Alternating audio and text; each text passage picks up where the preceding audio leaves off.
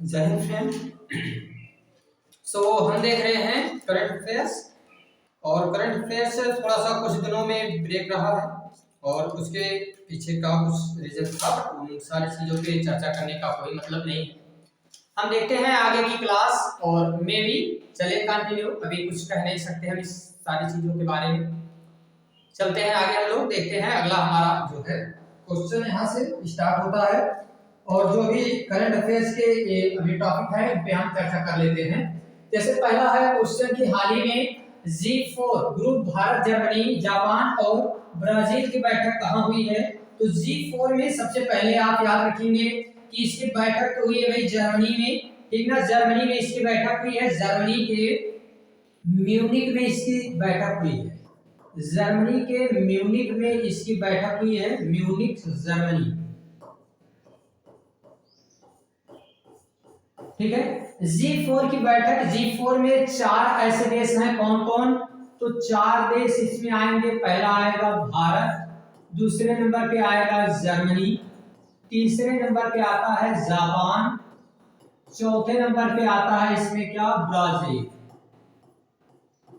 चौथे नंबर पे ब्राजील। तो ये 4 देश इसमें शामिल हैं G4 के सदस्य।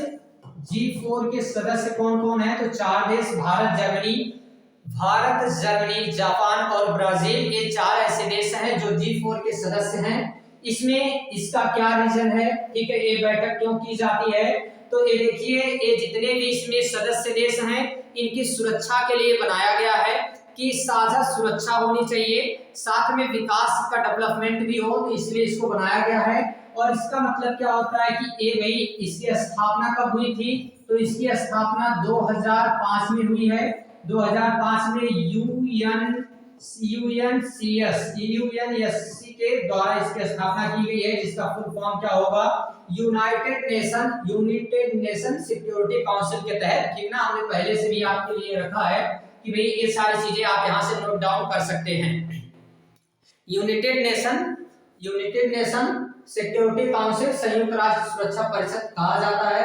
और ये अभी हाल ही में हुआ है 16 फरवरी को।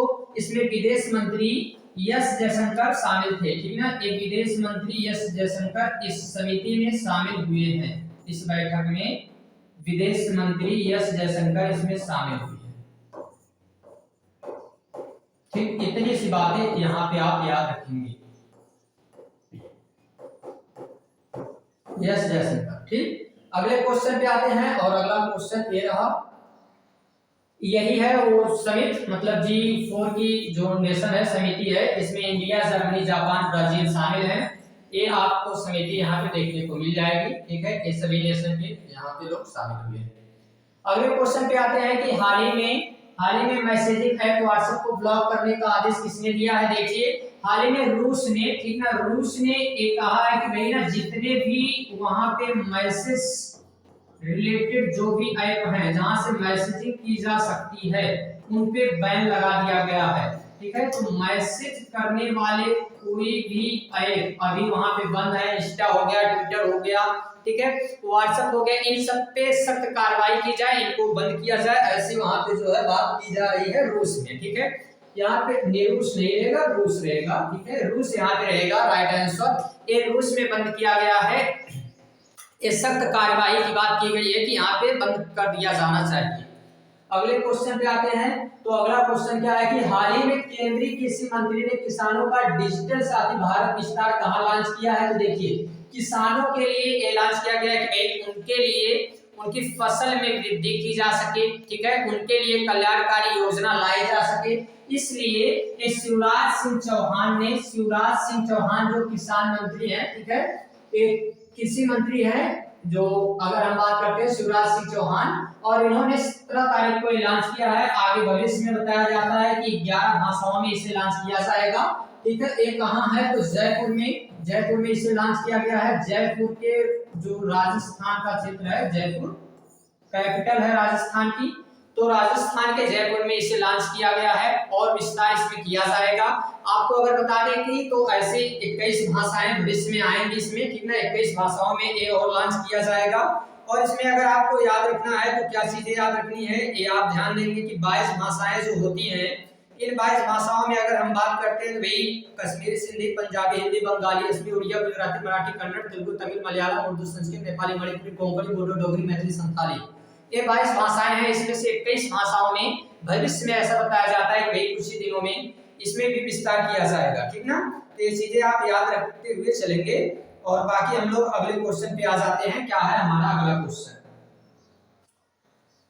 हाल ही में BBC Indian sport woman of year 2025 में किसे सम्मानित किया गया? देखिए, जो पूरे एक साल तक काफी अच्छी परफॉर्मेंस दिखाता है तो उसको सम्मानित किया जाता है। अभी सम्मानित किया गया है किसे? तो अभी सम्मानित किया गया है स्मृति मंधाना, ठीक ना। स्मृति मंधाना को ये सम्मानित किया गया है, स्मृति मंधाना, इनको ये सम्मान दिया गया है, ठीक ना। और इसका फोटो वगैरह हमने ऐड किया था, बट अभी भी हो गया कि ये सारी चीजें इधर थोड़ा सा ना अभी इसका डिस्टर्ब हुआ है मामला, तो इसलिए हमने अभी किया नहीं इसमें। तो बाकी अगर हम बात करें तो ऐसे इसमें स्मृति मंधाना को बताया गया है, ठीक है।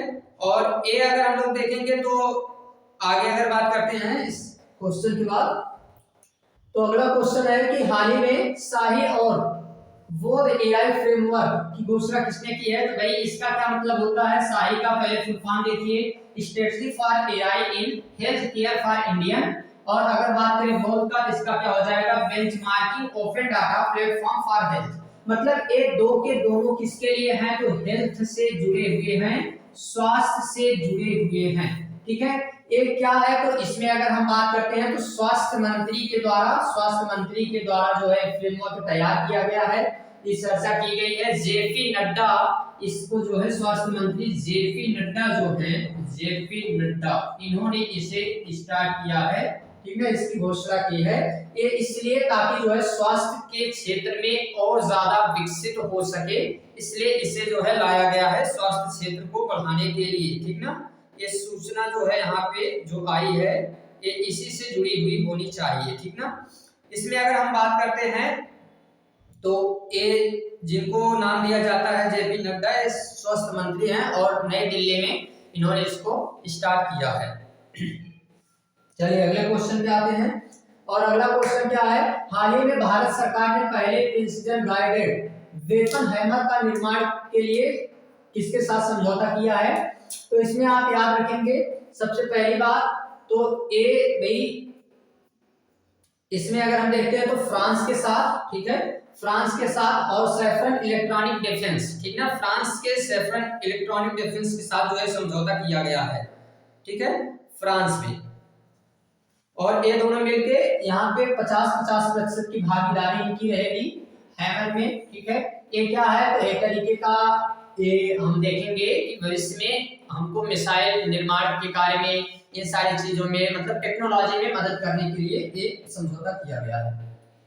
हाल ही में 700 T20 विकेट लेने वाले दुनिया के पहले गेंदबाज कौन बने हैं? तो भाई अभी इसमें आगे है कौन?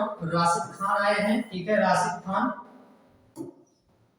बाकी मैच के बारे में थोड़ी सी हमको जानकारी कम रहती है क्योंकि हमने अभी तक के जितने T20 और वनडे और फिर क्या कहते हैं उसको,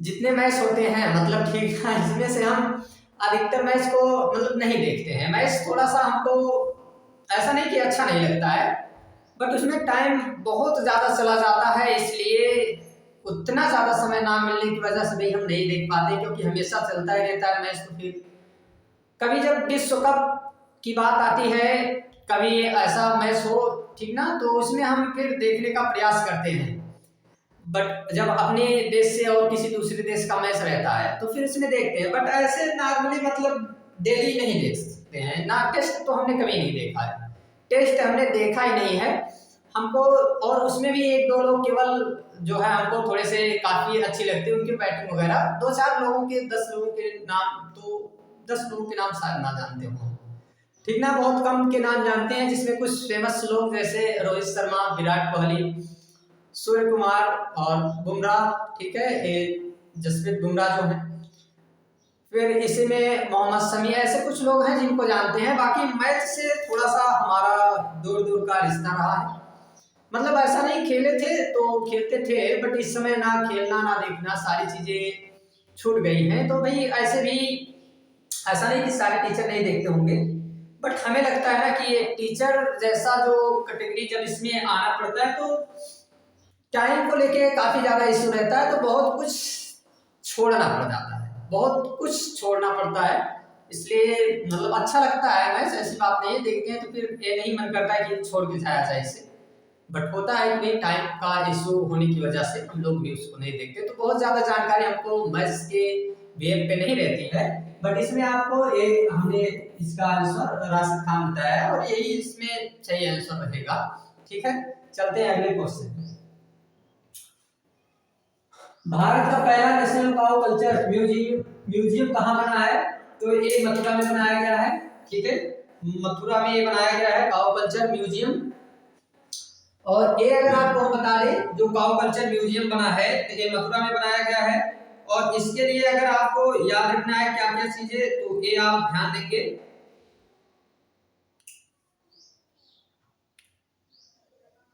कि मथुरा यूपी का है और ये पंडित दीनदयाल के सेंचुरी के से जुड़ा हुआ है। ठीक है, तो मथुरा में है ये म्यूजियम बना है, अभी हाल ही की खबर है तत्काल।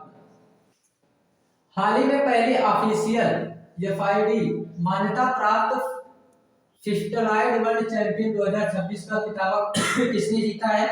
तो मैग्नस कार्लसन जीते हैं, और एक फेबियानो करुआना को हरा करके, ठीक है, इनको हरा करके, और एक फर्स्ट नंबर पर आने वाले व्यक्ति हैं।